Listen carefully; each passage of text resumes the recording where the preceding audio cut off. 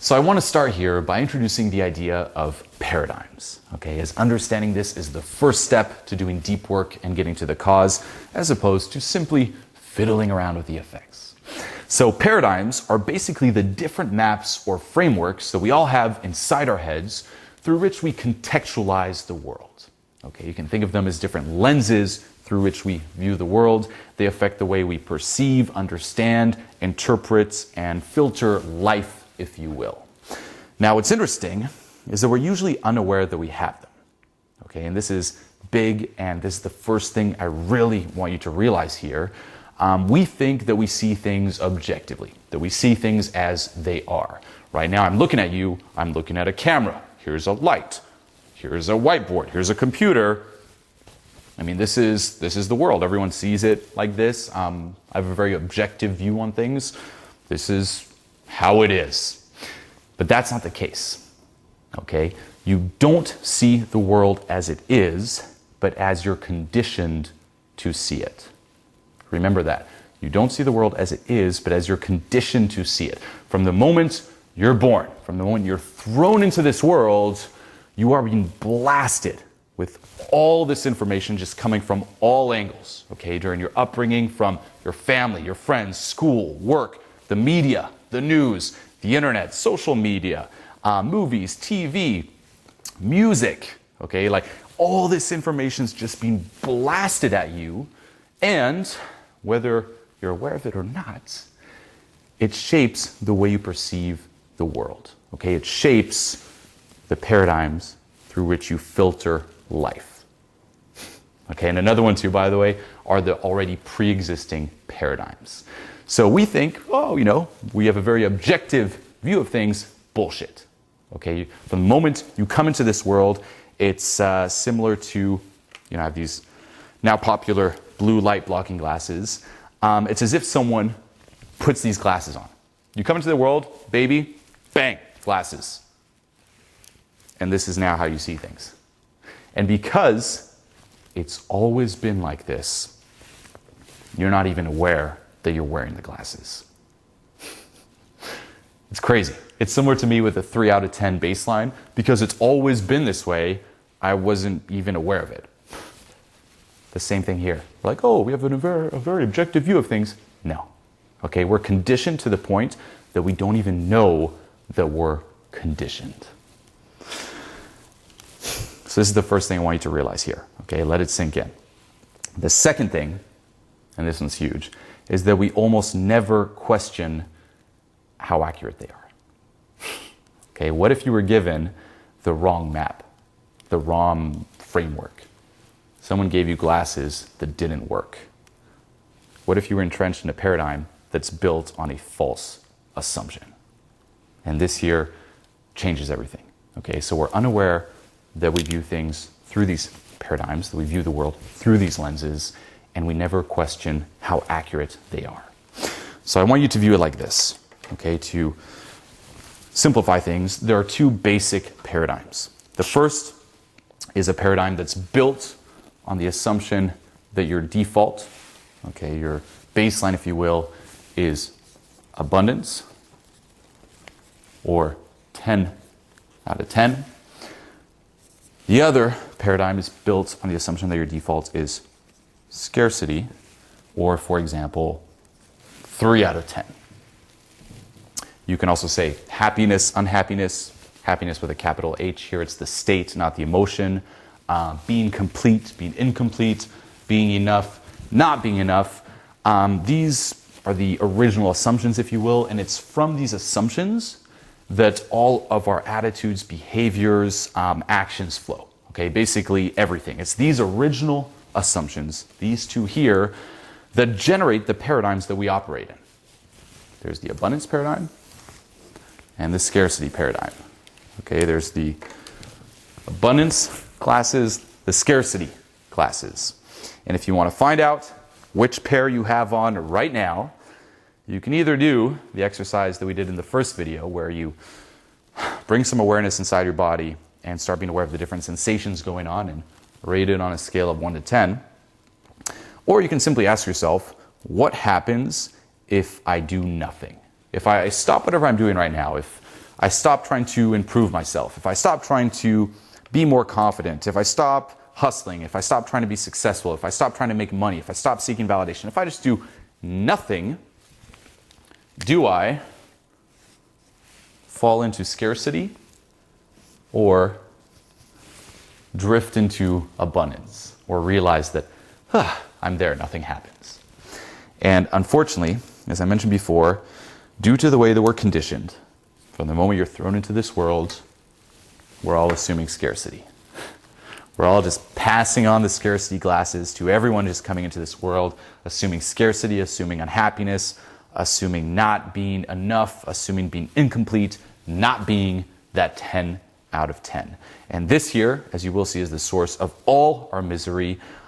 This is, the birth of the ego, if you will, the birth of self-hate, of escapism, of self-abandonment, self-sabotage, chronic stress, health problems, you name it, okay? And it's the reason that nothing we really do here seems to ever truly work, and it's never permanent, it never sticks.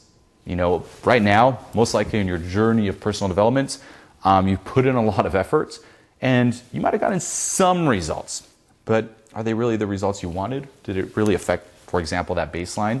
My guess is no, and they're not permanent. They require effort to maintain, okay? And unless we take perspective, unless we take the glasses off and realize this, and question the paradigms that we're operating in, and the assumptions that they're built on, we'll never get to the cause, because everything that we do will simply be fiddling with the effects. Okay? And this is why most solutions are simply band-aids over a larger problem. It's surface level work, and it's endless and compulsive. If you take the human condition, for example, where we're all trying to reach abundance, we're all trying to reach this 10 out of 10, but we're trying to reach abundance while assuming scarcity. We're seeking abundance in the scarcity paradigm. And that's why we never get there. That's why nothing we do ever truly works, because no matter what you do, it's an effect of assuming scarcity. They are two different paradigms. You get there by dropping this paradigm here. If you think of personal development, improving yourself, most of us were assuming we're not improved to begin with, so we work on improving ourselves. We work on becoming more confident. What is that assuming? You're not confident to begin with. Anything you do in this paradigm is just going to keep reinforcing that original assumption of not being confident. Another example is, I love this one, hustle and motivation. This one's big now. So you got to hustle, motivate, develop willpower. And you're like, yeah. But what original assumption is that reinforcing? That you don't have that to begin with. That your default, if you will, is you're not motivated.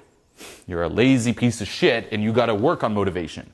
So you're trying to hustle and get this willpower, hoping to reach maybe someday long-lasting, effortless motivation, but you never get there because everything that you do is reinforcing the assumption that you're not motivated to begin with. And it doesn't matter what you tweak in here, all these things are simply the effects of this assumption. Okay? What we're seeking, the reason we don't get it is because it's in a different paradigm. To get there, we need to take the fucking glasses off. And this is also something, by the way, that Stephen Covey talks about in The 7 Habits of Highly Effective People. And I love the example he gives. He says that if you're in Chicago, for example, and someone gives you a map of Detroit. Here's a map of Detroit. Go find your way around. It doesn't matter how much you work on your behavior, like becoming more positive. There's one, I'm going to be more positive. I have a much more positive outlook. I'll never complain. It doesn't matter how hard you work at it. I'm just going to hustle my way to figure out this map and figure out my way to where I'm going. It doesn't matter how much you work on your attitude, on your beliefs, all the affirmations, or how much you meditate. Guess what? Nothing's going to work because you have the wrong fucking map. Okay? So remember this. This is huge. As long as you're operating in a certain paradigm, you will not find a way out. And anything you do in that paradigm will simply reinforce the original assumption from which everything grows. Okay, if you're if you're assuming you need to be improved, anything you do to improve yourself will reinforce that, the fact that you're not improved to begin with. If you're assuming you're not naturally motivated, anything you do to be motivated will reinforce you're not naturally motivated to begin with. Okay, any direction we take to get away from something is the continuation of that thing. And not just that, but the more you invest in it too.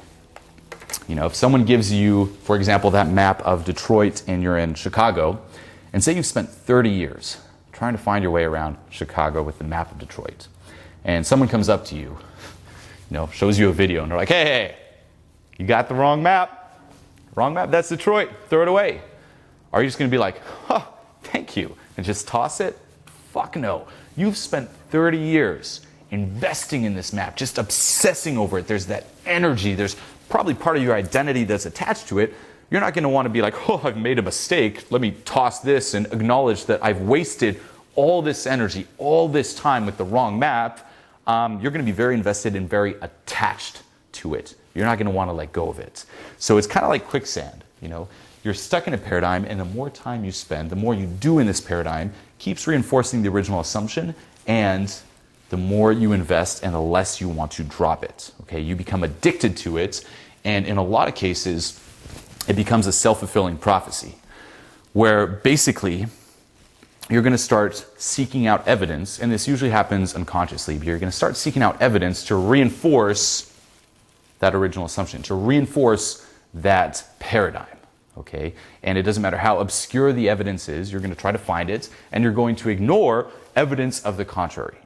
An example I love with this is one my friend Owen talks about all the time, is say he was getting into a cab, he was getting out of a cab, and it was one of those cab drivers that's extremely negative and extremely grumpy. It's like, that's all you'll get. The paradigm that cab driver is operating in that particular situation is, I'm very negative, I'm mad, I'm pissed off, etc., etc. And Owen, just for fun, was like, hey, you know what? I'm going to see, because it's an experiment he likes to do, I'm going to see if this guy will take, for example, a $20 tip. So he arrives at his destination, he's like, hey, here's $20, thank you, have a great day. And the cab driver just takes it and refuses the $20. Okay, why? I mean, it's $20, why would you not take the $20? It's like, why? Because taking that $20 wouldn't reinforce that paradigm that he's in, where he's just very negative, very angry, and he's invested probably a lot of time and energy in that. You can probably relate if you're extremely mad and someone comes up with good news, you don't want to hear the good news at that moment in time. You're just going to keep looking for other reasons to be pissed off. Even if, and I can relate to this, you get mad, and let's just say you find out that the reason you're mad, like you get really fucking mad, and you find out the reason you're mad, there's actually no reason to be mad at all. It was just a simple, misunderstanding. You're not just going to switch to, okay, let me drop this, and be like, no, but still, and find all these other reasons to keep being mad. And that's what happens with paradigms. You're coming to this world, here are the glasses of scarcity.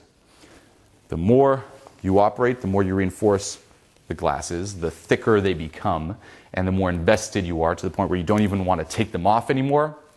You're not even aware that they're there, and unconsciously you're seeking out evidence to keep reinforcing that your default is not 10 out of 10. Okay? And the key here, as I mentioned, is to, bring some awareness to it, which we're doing, and to take a step back, take some perspective, and examine the paradigms and the assumptions that they're built on, and ultimately, you got to drop this. Okay, you need to rethink the obvious, because again, it's been there for so long, it seems so obvious, but you got to rethink it, let go of it. This example is so overplayed, I hate using it, but this is literally like Neo in the fucking Matrix. Okay, right now, you're in the Matrix, you need to shift paradigms completely, and what this means in terms of the journey is that this is primarily an inner journey. Okay, getting to the cause is getting to that place deep inside of you, that default, that original assumption, you at a core fucking level, because that'll affect everything that flows from that. If you don't start with the cause, if you don't start with that assumption, you're simply going to be fiddling around with the effect.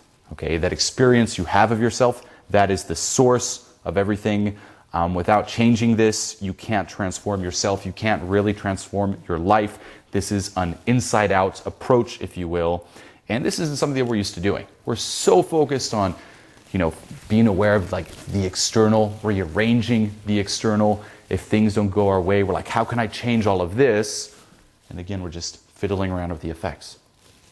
Nothing gets the cause. It's similar to, say you have your hand, you put it over a fire. Okay, your hand's over a fire. You're like, whoa, I'm hot. What you're going to do is instead of examining, whoa, why is my hand over the fucking flames, and just move it, you'll be like, whoa, let me put a Band-Aid, let me pour some water, let me put some ice. That's what we're doing. That's what we're used to doing.